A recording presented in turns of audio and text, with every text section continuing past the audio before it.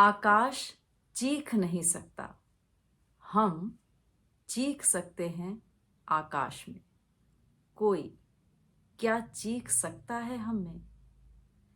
यह कविता है पूरा आदमी कवि दिव्यक रमेश जी। दिल्ली के किराड़ी गांव में जन्मे रमेश शर्मा ही दिव्यक रमेश के नाम से हिंदी साहित्य जगत में विख्यात हुए। 11वीं कक्षा में जो आपने कलम थामी तो प्राध्यापन से लेकर प्राचार्य के पद तक आते आते आपने हिंदी की विविध विधाओं में बहुत कुछ रच डाला।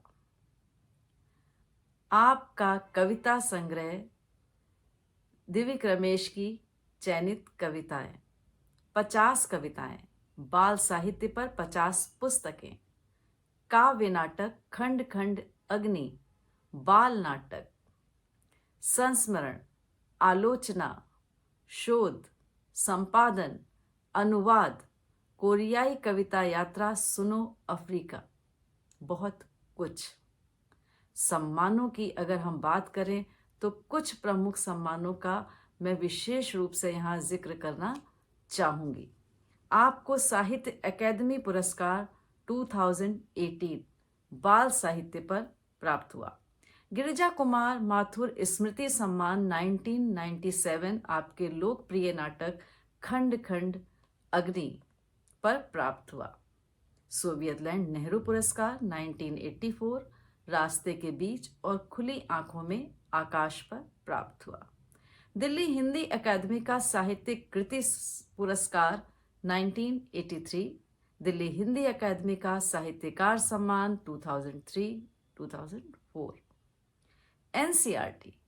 एनसीईआरटी का राष्ट्रीय बाल साहित्य पुरस्कार आपको 1988-89 में प्राप्त हुआ। दिल्ली हिंदी अकादमी का बाल साहित्य पुरस्कार 1987। तमाम पुरस्कार सबका जिक्र करेंगे तो समय कम पड़ जाएगा।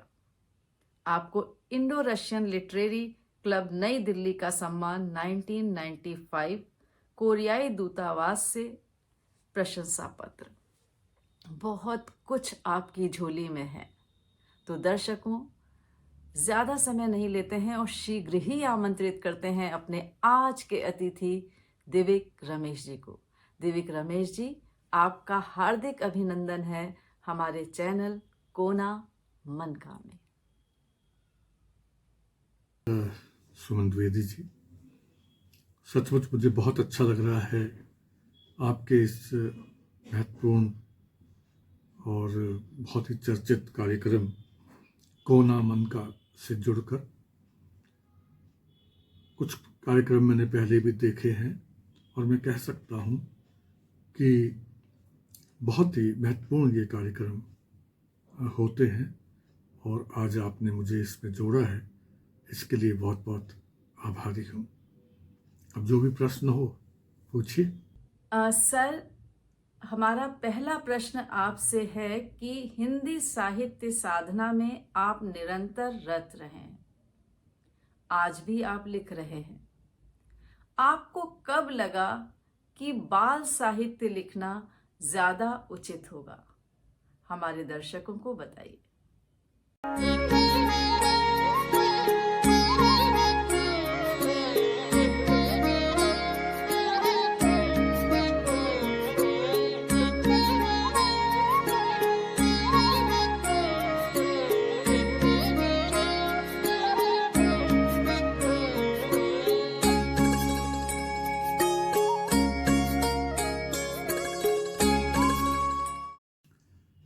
आपकी भावनाओं के लिए धन्यवाद। देखिए, मेरा जो क्षेत्र है साहित्य रचना की दृष्टि से, वो विशेष रूप से कविता का है। बाल साहित्य का आपने जिक्र किया ही,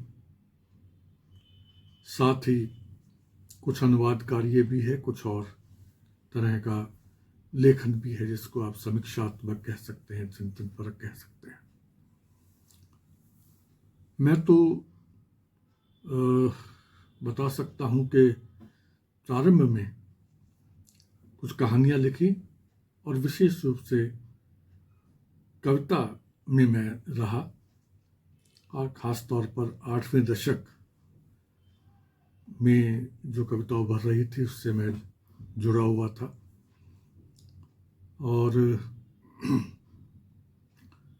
मेरा पहला संग्रह रास्ते के बीच शायद 1978 में आया था, और इससे पूर्व मैं उस समय की तमाम प्रमुख पत्रिकाओं में छप चुका था, छप रहा था, चाहे वो लघु पत्रिकाएं हों या धर्मयुग, कादम्बनी, साप्ताहिक हिंदुस्तान जैसी पत्रिकाएं हों। और कह सकती हैं आप कि काफ़ी हद तक मैं चर्चित भी हो गया था। मेरे पहले ही संग्रह पर, यानी रास्ते के बीच पर एक बहुत बड़ा लेख कवि केदारनाथ अग्रवाल ने लिखा था। यह भी बता दूं कि रास्ते के बीच की कविताओं का चयन शमशेर बहादुर सिंह जी ने किया था। तो मैं संक्षेप में कहना चाहता हूं कि कविता के क्षेत्र में मैं थोड़ा बहुत चर्चित हो ही गया था। ऐसे समय में अचानक ही संयोग कह लीजिए, उस समय की बहुत ही प्रसिद्ध पत्रिका नंदन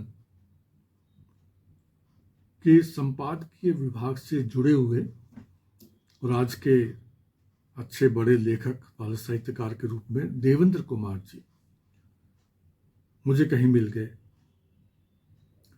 और उनका वाक्य मुझे आज तक याद है। उन्होंने कहा कि आप बहुत ही चर्चित, बहुत ही प्रसिद्ध कवि हैं, बड़ी से बड़ी पत्रिकाओं में आपकी रचनाएं छप रही हैं,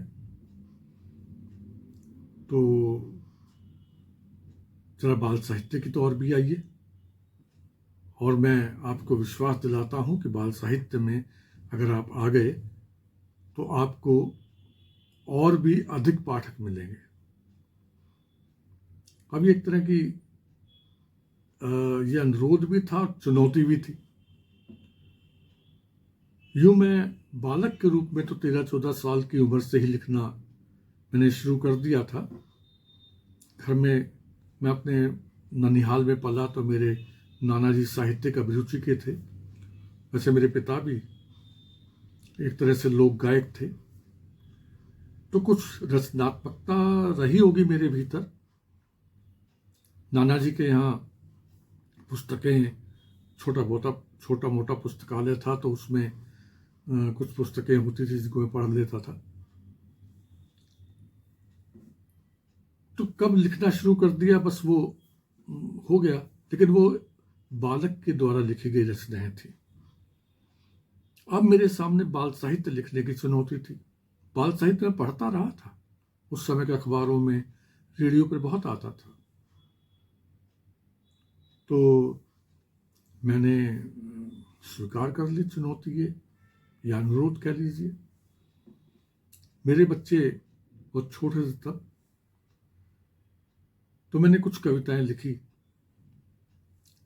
और अपने बच्चों को सुनाई। प्रारंभ में उनको वो कविताएं ठीक नहीं लगी। करते कराते लगभग 6 महीने के बाद कुछ ऐसी कविताएं बन गई कि वो उन बच्चों को भी पसंद आ गई। मैंने नंदन को भी भेजी, धर्मयुग को भी भेजी। धर्मयुग साप्ताहिक था तो उन्होंने पहले छाप दी। तो आप कह सकते हैं कि मेरी पहली बाल कविता धर्मयुग में छपी, और संयोग देखिए कि वहीं से वो पंजाब की जो शिक्षा पद्धति है उसके अंतर्गत पाठ्यक्रम में भी ले ली गई, तो प्रोत्साहन मिला। उसके बाद नंदन के ही संपादक जयप्रकाश भारती जी थे, उनसे मुझे अपार स्नेह मिला, प्रोत्साहन मिला, प्रशंसा मिली, और मैं बाल साहित्य की ओर आता चला गया। तो आपने कहा कि बाल साहित्य लिखना ज़्यादा उचित होगा, कब सोचा? ये उचित शब्द तो मैं सोचता हूं कि जिन भी विधाओं में मैंने लिख रहा है वो सभी उचित है, लेकिन ये बात जरूर है कि मैं मानता हूं कि बड़ों के साहित्य को लिखते लिखते बाल साहित्य सृजन भी हो जाए तो ये बहुत बड़ी बात होती है। मैं आज भी सब तरह का साहित्य लिख रहा हूँ, बड़ों की कविताएं भी लिख रहा हूँ, बाल साहित्य भी लिख रहा हूँ। जब जैसा लिखा जाता है मैं लिख लेता हूँ। तो यूँ समझिए कि लगभग 1978-77 के आसपास से मैं, यानी 8वें दशक से ही मैं बाल साहित्य के सृजन से भी जुड़ गया था और आज तक जुड़ा हुआ हूँ। अरे वाह, पहली कविता आपकी धर्मयुग में छप गई। उस दौरान धर्मयुग में छपना बहुत बड़ी बात होती थी और फिर पंजाब के पाठ्यक्रम में आ गई। आपने नंदन, चंपक, बहुत बाल साहित्य की बड़ी रोचक यात्रा रही है आपकी और महत्वपूर्ण योगदान भी रहा है हिंदी साहित्य में। सर, विविध विधाओं में आपने लिखा है। अपनी रचनाओं के बारे में हमारे दर्शकों को कुछ बताइए।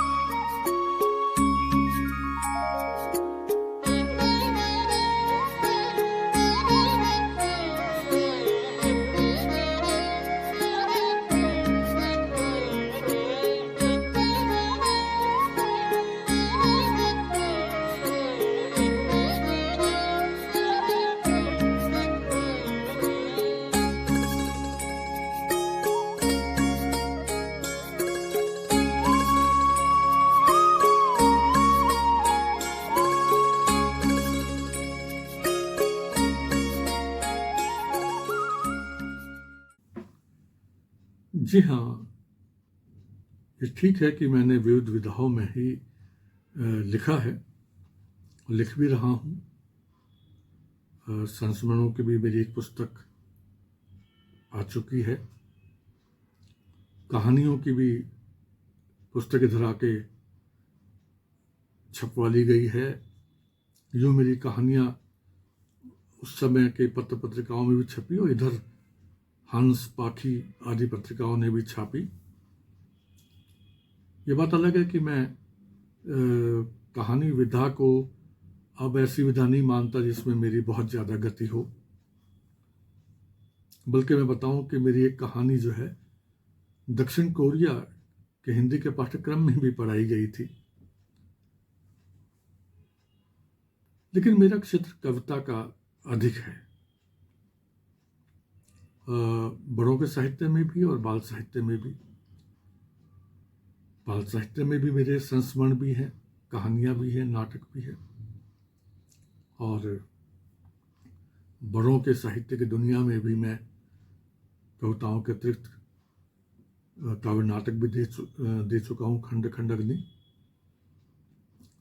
तो ये कैसे संभव है इसके बारे में तो मैं नहीं कह सकता, लेकिन जब जैसा लिखा गया मुझसे मैंने लिखा। मुझे मेरे बहुत सारे मित्रों ने जैसे कहा कि उपन्यास लिखिए, वो मैं नहीं लिख सका और मुझे नहीं पता कि मैं लिख पाऊंगा कि नहीं लिख पाऊंगा। लेकिन ये मैं कह सकता हूं कि जो भी मैंने लिखा है उसे पूरी जिम्मेदारी के साथ लिखा है। अब अपनी रचनाओं के बारे में बताना बड़ा ही संकट का काम होता है, मैं क्या बताऊं। फिर भी जो साक्षात्कार वगैरह मुझसे लिए गए हैं तो उससे मुझे बताना ही पड़ा है। ज़्यादातर मेरी रचनाएं जो है वो अनुभवजन्य होती हैं, और एक वाक्य में कहूँ तो वो निजी होकर के सबकी हो जाती हैं, यानी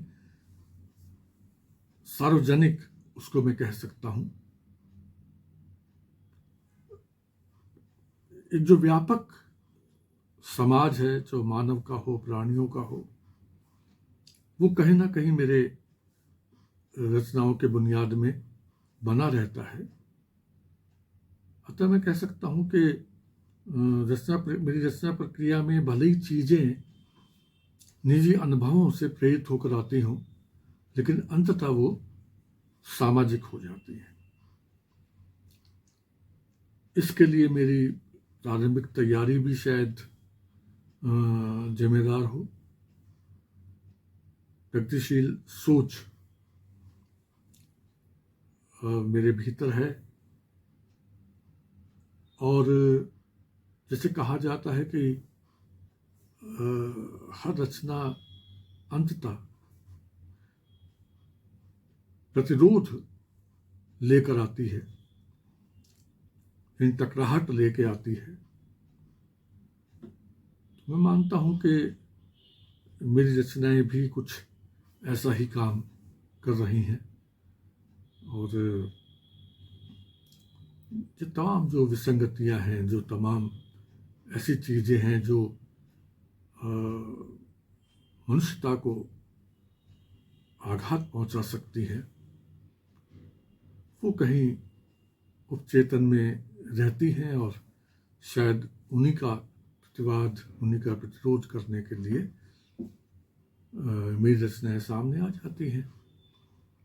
अब इसके बारे में विस्तार से तो मेरी रचनाओं के पाठक या समीक्षा आलोचक ज़्यादा बताएंगे, और मुझे खुशी है कि मुझ पर बहुत लोगों ने लिखा है। पुस्तकों के रूप में भी वो चीज़ें आ गई हैं।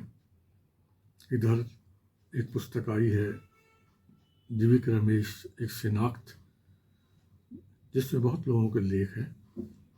तो मेरे पाठक उनको पढ़ सकते हैं और समझ सकते हैं कि मेरी रचनाओं में क्या है।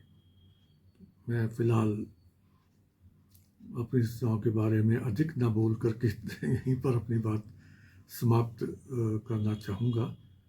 लेकिन हाँ, ये ज़रूर है कि शमशेर जी, त्रिलोचन जी, केदारनाथ सिंह जी और कुछ विदेशी लेखकों से मैं काफ़ी प्रभावित, प्रेरित रहा हूँ। हर अच्छी रचना जो मेरे पढ़ने में आ जाती है वो कहीं ना कहीं प्रेरित करती होगी। मैंने टिमोथी वांगुसा, उगांडा के बड़े कवि हुए हैं, उनको पढ़ा तो मुझे एक नई दृष्टि मिली, तो संघर्ष की। तो इस प्रकार से अध्ययन से भी, जीवन के अनुभव से भी रचना शायद उपजती है, लेकिन एक विजन, एक दृष्टि जो है वो उनमें निहित रहती है। वो दृष्टि जो है, विजन कह लीजिए, वो व्यापक रूप में मनुष्यता को बचाने वाली है, और वैसे कहें तो तकनीकी रूप में प्रगतिशील है। आपकी कहानी दक्षिण कोरिया के पाठ्यक्रम में पढ़ाई गई, ये सुनकर ही मन प्रसन्न हो गया। साहित्य सृजन के साथ साथ आपकी सृजनात्मक यात्रा का पड़ाव क्या रहा? साक्षात्कार, संपादन, अनुवाद, कोरियाई उपन्यास, कैसे किया यहाँ तक का सफर तय? सर, हमारे दर्शकों को बताइए, कोई घटना या उनसे जुड़े हुए अनुभव सुनाइए। देखिए, जहाँ तक साक्षात्कारों की बात है, तो वो तो उसका श्रेय तो मैं भेंटकर्ताओं को दूंगा। अब मैं जैसे बताया के विविध क्षेत्रों में रचना धर्मिता आई है, तो उससे जुड़े हुए ही साक्षात्कार हैं, यानी अनुवाद से जुड़े हुए भी हैं, कविता से भी, बाल साहित्य से भी, जीवन से भी। तो जब जिसने जैसा पूछना चाहा मैंने बताया, और वो साक्षात्कार के रूप में उपस्थित हो गया। बहुत बार प्रश्नावली के रूप में भी बातें सामने आती हैं। कुछ शोधार्थी जिन्होंने मुझ पर पीएचडी के लिए उपाधि के लिए या दूसरी उपाधियों के लिए शोध किए हैं, उन्होंने भी समय समय पर साक्षात्कार लिए। जहां तक संपादन की बात है, तो प्रारंभ में मैंने एक पत्रिका का संपादन किया था जिसका नाम दिशाबोध रखा गया था, और वो उसके 2 ही अंक आए, लेकिन दोनों ही बहुत चर्चित हुए। बहुत बड़ा सहयोग मिला मुझे वरिष्ठ और युवा साथियों का। इसके बाद हम 8वें दशक के, जैसे मैं बताया कि 8वें दशक में एक तरह से उभर रहे थे, और उस समय कविता एक नई करवट ले रही थी। कविता हमसे पूर्व की जो काव्य प्रवृत्ति थी वो भी निषेधात्मक लगती थी, और हमारी दृष्टि जो थी वो सकारात्मक थी। हम चीजों में सकारात्मकता देखने के आदी थे, और इसके लिए कह लीजिए प्रगतिशील या वामपंथी सोच भी जिम्मेदार है। उम्मीद और आशा को लेकर हम चल रहे थे। ऐसा नहीं था कि हमारी दृष्टि से जो गलत था या जो निराशाजनक स्थितियां थी वो ओझल थी, वो खूब दिख रही थी, लेकिन कहीं ना कहीं उससे निकाल ली जाने वाली जो उम्मीद और आशा की भावना होती है वो हमारी कविताओं में आ रही थी। जैसे मेरी कविता का एक अंश है, जब चोंच में दबा हो तिनका तो उससे खूबसूरत कोई पक्षी नहीं होता। ये चोंच में दबा तिनका जो है वो उम्मीद, निर्माण, आशा सबकी ओर ले जाता है। तो ऐसी स्थितियों में मन में आया, और उसके पीछे प्रेरणा थी त्रिलोचन जी की, कि एक कविता संग्रह निकाला जाए। और मैंने निकाला क्योंकि मुझे कविता निषेधवादी कविता लगती थी, और उनमें बहुत सारे नाम दिए जा रहे थे कविता की प्रवृत्तियों के, जिसमें जगदीश गुप्त ने भी दिए और लोगों ने भी दिए, भू की पीढ़ी और तमाम। मैंने उसमें उसका नाम लिखा निषेध के बाद, और उस निषेध के बाद में लगभग 13 कवियों की कविताएं ली गई थी, और एक लेख उसमें था। और उन कवियों में उस समय जो उभर रहे थे कवि, उनमें से अवधेश कुमार थे, राजेश जोशी थे, राजकुमार कुंभस थे, सोमदत्त थे। सोमदत्त बहुत अच्छे कवि थे, कम उम्र में चले गए, और तमाम, जिनमें मुझे लगता था कि वो 8वें दशक की कविता के नब्ज को पहचान करके लिख रहे हैं, तो वो उसमें सम्मिलित किए गए थे। और निषेध के बाद, हाँ, उसमें अब्दुल बिस्मिल्लाह भी थे, और निषेध के बाद काफ़ी चर्चित हुआ था, उस पर समीक्षाएं भी छपी थी, धर्मयुग ने भी नोटिस लिया, जामिया मिलिया में तो वो पाठ्यक्रम में भी रखा गया। तो वो एक संपादन की दृष्टि से मुझे लगा कि एक महत्वपूर्ण काम हो गया। संपूर्ण तो कोई काम नहीं होता, सर्वश्रेष्ठ भी कुछ नहीं होता, वो तो एक गतिशीलता में ही चीजें आती हैं। इसी प्रकार दिशाबोध का जो मैंने अंक निकाला था, एक विशेषांक निकला था कथा साहित्य को लेकर के, उसको भी पुस्तक के रूप में फिर छपवाया गया। इसके बाद कुछ हमारे मित्र जो पत्रिका निकाल रहे थे उन्होंने मुझे आग्रह किया कि अतिथि संपादक के रूप में आप कर दीजिए। मैंने किया और उसके बाद संपादन का कार्य जो है मैं कहूँगा कि स्वेच्छा से उतना नहीं हुआ जितना कि मुझसे कह करके करवाया गया। जैसे राधा कृष्ण प्रकाशन ने कहानियों की किताब मुझसे संपादित करवाई, उसको पाठ्यक्रम में लगवाना था। ऐसे ही साहित्य अकेडमी ने पीछे मुझसे एक संपादित कर यानी कि बाल कविताओं का एक प्रतिनिधि संग्रह संपादित करवाया है, काफी मोटा, 700 पृष्ठों से ऊपर है। ऐसे ही वाणी प्रकाशन से हमारे बहुत बड़े साहित्यकारों में शुमार हैं प्रताप नारायण मिश्र, बालकृष्ण भट्ट आदि, उनके लेखन को लेकर के संपादित करवाया।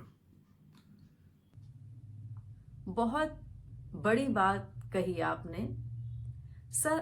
आपके सम्मानों की लिस्ट बहुत लंबी है और सोवियत लैंड नेहरू पुरस्कार मिलना और दिल्ली हिंदी साहित्य अकादमी का साहित्यिक कृति सम्मान, दिल्ली हिंदी साहित्य का साहित्यिक सम्मान, ये सब प्राप्त होना बहुत बड़ी बात है सर।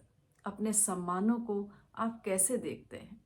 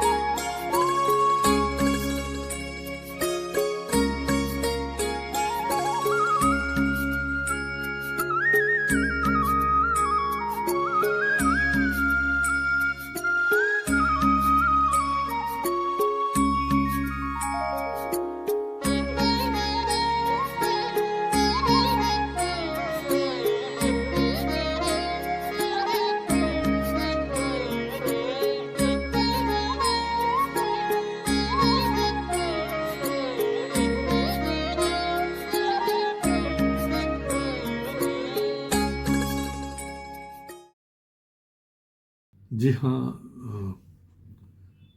ये मेरे लिए सुखद बात है कि मेरे जिन विधाओं में लिखता हूँ प्राय हर विधा में मुझे पुरस्कार मिला है।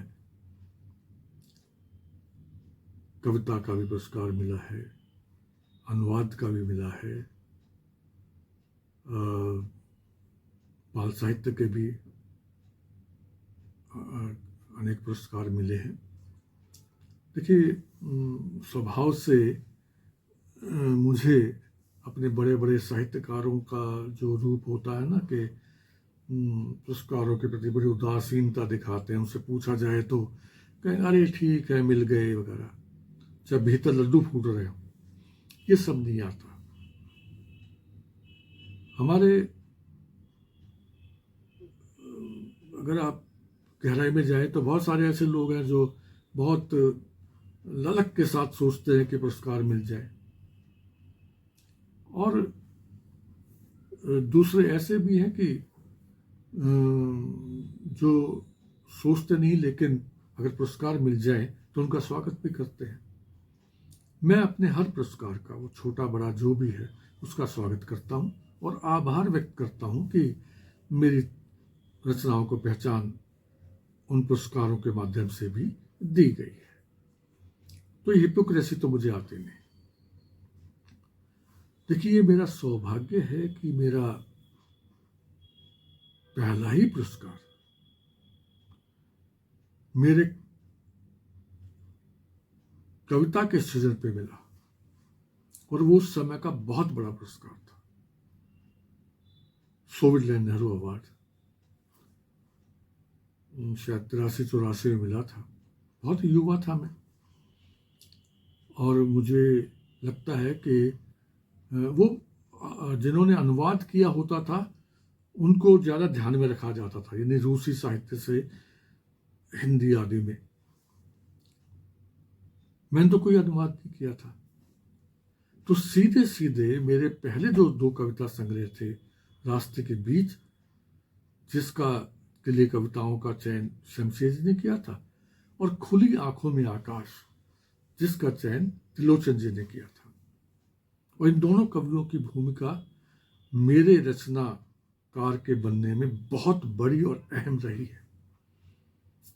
बहुत सीखा है मैंने इनसे। तो इन 2 संग्रहों पर सोवियत लैंड नेहरू अवार्ड मिला था और महासचिव थे प्रोफेसर नामवर सिंह जी। लेकिन इस अनुवाद का प्रमुख श्रेय जाता है शिवदान सिंह चौहान जी को, क्योंकि 4 हिस्सों में बांटा गया था देश को। तो जिस हिस्से से मैं आता था उसके सर्वे सर्वा शिवदान सिंह चौहान थे, और उन्होंने मेरी कविताओं को पढ़ करके सोचा होगा कि मैं इस योग्य हूँ। तो सोवियत लैंड नेहरू अवार्ड के लिए उन्होंने संस्तुति की, और इस जो समिति होती है जिसमें नामवर जी महासचिव थे, वहाँ उसे सर्वसम्मति से स्वीकृत किया गया। और ये कहा गया कि मेरी कविताओं में जो एक सामाजिक सरोकार का स्वर है, उसके कारण से इस पुरस्कार के योग्य माना गया। और मज़ेदार बात यह है कि उसकी घोषणा से एक दिन पूर्व दिल्ली में मैं, एक त्रिवेणी जगह है, वहाँ किसी आयोजन के लिए जा रहा था, तो पीछे से प्रोफेसर नामवर सिंह जी ने ही आवाज़ लगाई और मुझे पास बुला के बताया कि तुम्हें एक बहुत बड़ा पुरस्कार मिलने वाला है। अच्छा, इस पुरस्कार के लिए जो है प्रविष्टियाँ मांगी जाती थी। मेरे एक सिंधी के लेखक बहुत अच्छे मित्र होते थे, मोतीलाल जोतवाणी। उन्होंने कहा कि आप भी इसमें अपनी पुस्तकें भेजिए पुरस्कार के लिए। और जैसा होता है उस समय मैं बड़ा उदासीन था। मैंने कहा कि अरे साहब, इतना बड़ा पुरस्कार मुझ जैसे कवि को कौन देगा। उन्होंने कहा कि अरे और कुछ नहीं तो वो पुस्तकें आप उनके पुस्तकालय में रहेंगी, लोग पढ़ेंगे तो सही, आप दीजिए। उसकी प्रक्रिया बड़ी जटिल थी। उस पर उस समय तक जितनी समीक्षाएं छपी हों, प्रतिक्रियाएं हों, उनको भी इकट्ठा करके उनके फोटो कॉपीज वगैरह लगा करके देनी पड़ती थी। पूरी मेहनत के साथ वो दे दी गई, और जैसे मैंने बताया कि वो घोषित हुआ। एक बहुत बड़े आयोजन में वो दिया जाता है उपराष्ट्रपति के हाथों। और वो केवल साहित्य नहीं, संगीत की दुनिया में भी, और तमाम, मुझे याद है कि शबाना आजमी को भी शायद उस समय मिला था, और बिस्मिल्लाह खां को शहनाई वादन के लिए भी मिला था। कभी मौका लगेगा तो उसके बारे में विस्तार से बताऊंगा। लेकिन इतने बड़े बड़े लोगों के साथ एक युवा हिंदी के कवि के रूप में, और मेरे सृजनात्मक साहित्य, अनुवाद पे नहीं, ये पुरस्कार मिलना एक बहुत बड़ी घटना मेरे लिए हुई। लेकिन एक मायने में दुर्घटना भी सिद्ध हुई। रातों रात 8वें दशक में उभरने वाले मेरे ही साथी कवि, उस समय कुछ युवा आलोचक, सब मेरे विरोधी हो गए। अब आप ये तो नहीं कह सकते कि इतने बड़े पुरस्कार को कोई छीन सकता है। और मैं जिस स्थिति में था, जिस अवस्था में था, मैं क्या दे देता। वर्तमान परिप्रेक्ष्य में साहित्यिक रचना धर्मिता को कहाँ देखते हैं? देखिए, आज का जो सामाजिक या राजनीतिक या दूसरे जो परिवेश है, परिदृश्य है, उनमें बाजारवाद बहुत हावी हो रहा है, विज्ञापनबाजी बहुत ज़्यादा आ रही है, प्रचार प्रसार की जो प्रवृत्ति कुप्रवृत्ति के रूप में ज़्यादा उभर करके आ रही है। तो कई दफ़े हम निराश हो जाते हैं, खास तौर से जब युवा पीढ़ी के रूप में हम होते हैं या युवा होते हैं। उस समय हमारी महत्वाकांक्षाएं इतनी बढ़ा दी जाती हैं और जब वो पूरी नहीं होती,